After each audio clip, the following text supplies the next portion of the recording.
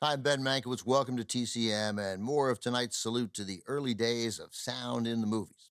Though our next film came to theaters 25 years after the dawn of the sound era in 1927, it offers a poignant, powerful, and entirely amusing depiction of Hollywood's awkward transition from silent pictures to talkies. It's also a seminal Hollywood musical. From MGM in 1952, Singin' in the Rain.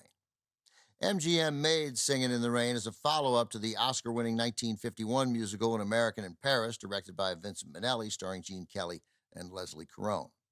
Producer Arthur Freed spearheaded An American in Paris, designing it as what's known as a catalog musical, a film built around the catalog of songs written by specific artists, in this case, George and Ira Gershwin. The music came first, writers then crafted the story to tie the songs together. An American in Paris became a smash hit financially and critically, winning the Academy Award for Best Picture. Before the studio had finished counting its money, Freed set about trying to repeat the formula with another catalog musical, this one featuring songs he had written early in his career, along with lyricist Nacio Herb Brown. Their music was featured in some of MGM's earliest musicals, most notably the Broadway Melody from 1929, which was marketed as MGM's first all-talking, all-singing, all-dancing picture. The Broadway Melody became the first musical ever to win the Best Picture Academy Award. To write the screenplay for Singin' in the Rain, Freed hired Betty Comden and Adolph Green.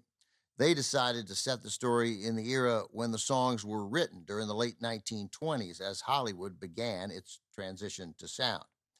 MGM star Gene Kelly once again leads the cast, this time as a silent movie star who embraces the new technology but finds that making a successful talking picture is a far bigger challenge than he had realized. Kelly gets help from his best friend, played by Donald O'Connor, as well as an aspiring starlet. That is 19-year-old Debbie Reynolds in a star-making performance. The top-tier cast also includes Sid Charisse, Rita Moreno, Millard Mitchell, and Gene Hagen, who steals scene after scene in an Oscar-nominated performance as a silent movie star whose voice is not suited to sound. And that's an actor named Julius Tannen, who plays the man demonstrating this new sound technology to a party full of stunned Hollywood silent movie actors and artists. From MGM in 1952, co-directed by Gene Kelly and Stanley Donen, Singin' in the Rain.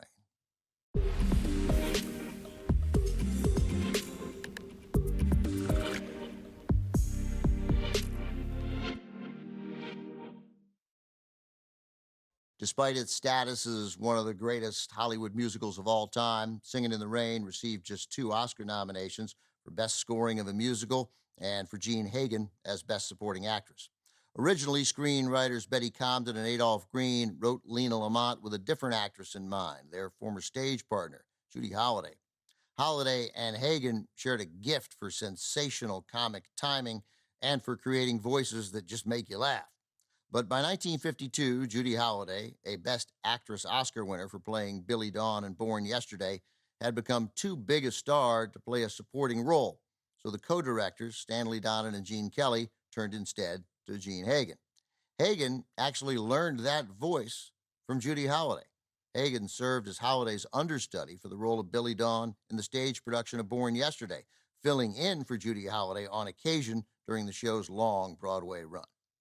In Gene Hagen's hands, Lena Lamont became one of the all-time great comic villains, and her performance earned her an Oscar nomination.